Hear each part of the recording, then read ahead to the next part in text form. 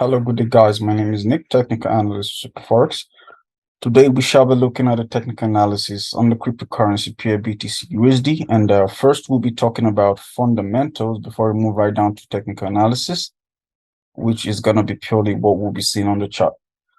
The domino fall of BTC and other crypto custodians is enough to make most trusting investors grab their Bitcoin and shove it under the mattress.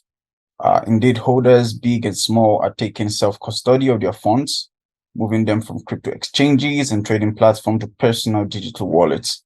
In a sign of this shift among retail investors, the number of Bitcoin held in smaller wallets, those with under 10 Bitcoin, rose to 3.35 million as of January 11th, up 23% from the 2.72 million held a year ago from Coinmetrics and Co. As a percentage of total Bitcoin supply, wallet addresses holding under 10 Bitcoin now own 17.4%, up from 14.4% a year ago. And of course, this really depends on how frequently you're trading. If you're just going to buy and hold for the next 10 years, then it's probably worth making the investment and learning how to custody your assets really, really well. Now, the 7-day average of daily movement of funds from centralized exchanges to personal wallets jumped to a 6-month high of $1.3 billion in mid-November at the time of the FTX collapse, according to data from Chain Analysis. Big investors with transfers of above $100,000 were responsible for those flows, as you can see now. What are my options in this? The mantra among early crypto enthusiasts is cautioning that access to your funds is paramount and regularly trended online last year as finance platforms dropped like flies.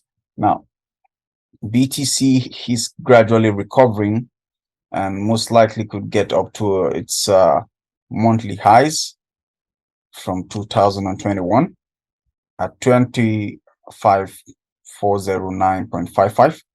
But now what to expect thereof? We are at a very important resistance zone at 23350.4. And we're expecting a breakout of this zone to most likely a new zone on the 24 axis. So if we were to make an entry to this trade, we're checking our daily time frame now. We are looking at a very, very important breakout from this point. And the next zone being the 25,221.98, which from this entry point, it's about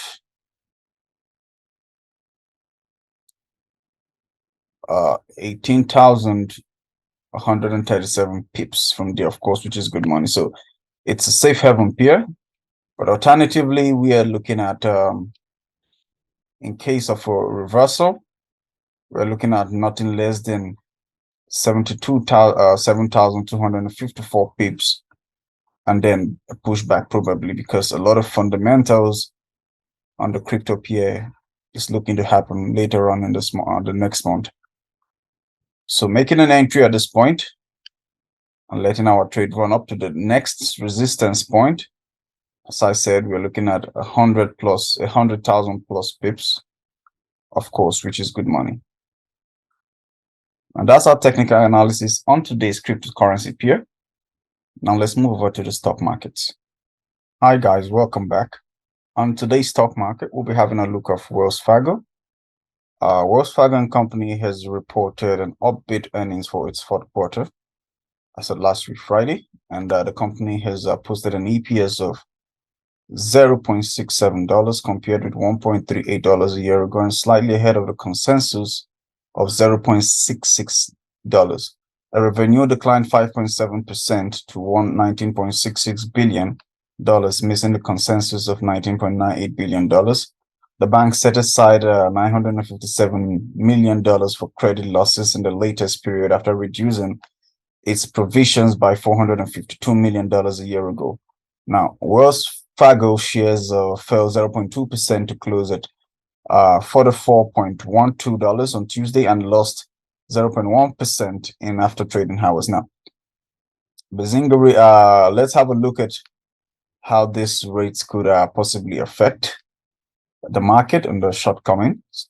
We are seeing a double shoulder with head pattern, which of course had signified a reversal. And then we are looking out for a new zone. This resistance zone is 48.15, and a breakout of this zone for Wells Fargo means we are looking out for a new zone at 53.32, of course, which from that entry point, we are looking at nothing less than 50 pips from there. So if we were to make an entry at this point and let our trade run up to this point, you're looking at nothing less than 50 pips, 80 pips to 80 pips from that point, of course, which is good money. Now, that's our technical analysis on today's stock market, Wells Fargo. I remain your host, Nick. Bye for now.